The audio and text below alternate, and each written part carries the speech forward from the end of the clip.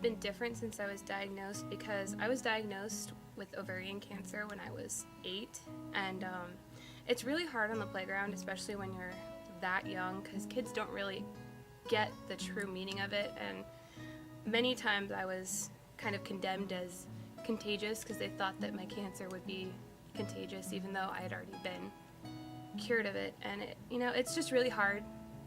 It's hard because you just don't really have friends you can go to because they can't handle it, and it's not their fault. But that's difficult growing up because you want a friend you can go to and say, hey, I'm scared I might get this kind of cancer, and then they just kind of go, oh, I'm sorry, and they don't really know how to handle it. Well, I have definitely gotten stronger. One good thing about cancer is that it has, it's probably the only good thing, is that it's definitely prepared me for life. Probably earlier than it should have, but I've been able to meet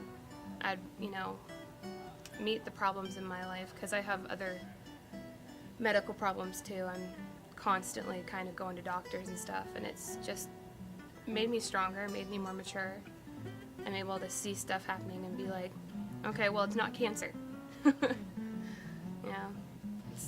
gotta look at the good stuff in life.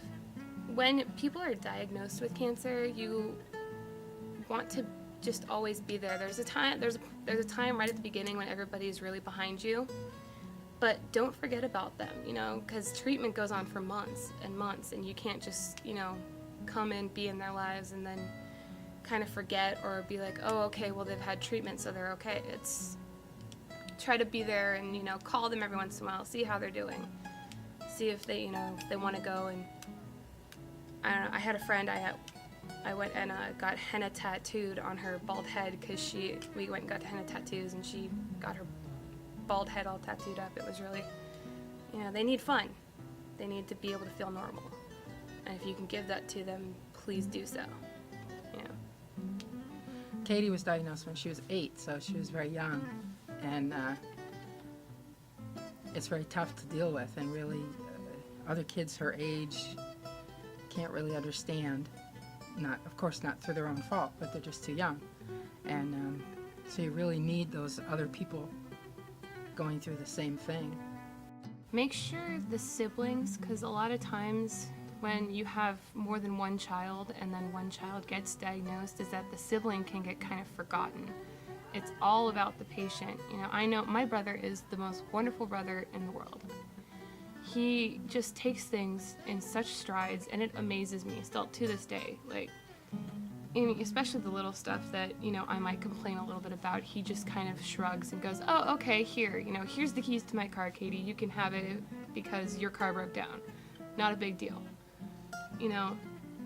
And I think it helped because I know Mom tried to make sure that he felt like he was paid attention to, too.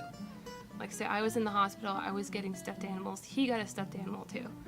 Or, camp helped that so much. I used to go to Camp McDonald and OCF, which is the Orange County Foundation for Oncology Children and Families. Both of them need donations like crazy, but it helps to have siblings even, that understand how it feels to kind of sit there and watch your siblings go through that, and also to kind of feel, like everything else is about them. The whole family has cancer, everybody, it affects everybody. Friends and family. And it's one of the good things about those support groups, they always include the siblings. Yeah, and the camps also you can be normal there. Like, say you have a bald head, it doesn't really matter that you have a bald head. I personally have signed many chemotherapy balded heads with magic marker at those camps, and it was quite fun, actually.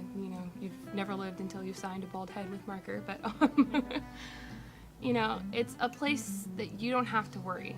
You can complain about something and not get a kind of, oh, okay, look, or you can joke about cancer and not look like you just kicked a puppy. Because, some people just give you a look like, I can't believe you just said that.